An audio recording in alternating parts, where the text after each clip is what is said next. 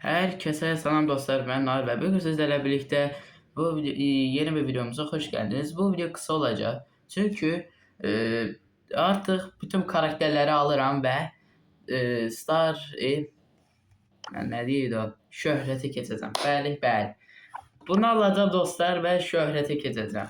Ama almamıştın ve dostlar, like atıp abone olun. Çünkü çok eziyet vermişim, yani bütün karakterleri almışım.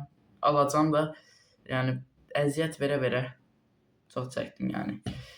Ve bütün karakterlerim olacak ve şöhrete geçeceğim. Şimdi Bismillah diyelim. 3, 2, 1. Ses çıkartmayacağım. ASMR olsun.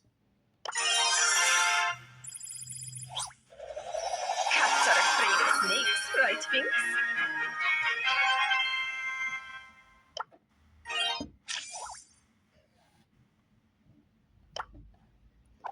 Dostlar, şöhrete geçtik. Şöhrete geçtik. Şöhret bir değil. Ama şöhret elə də çox da uzun sürməyəcək çünki e, ya dünən idi ya sırağa gün Brawl Talk'da 3 tane karakter gelecek. Bir iki ay sonra yani 3 tane karakter gelecek ve şöhret elə də uzun sürməyəcək. Ama şöhretim oldu. Çok mutluyum. Bütün karakterlerim oldu ve şöhret dünya işaresi var. Oğlum çok mutluyum. Çok.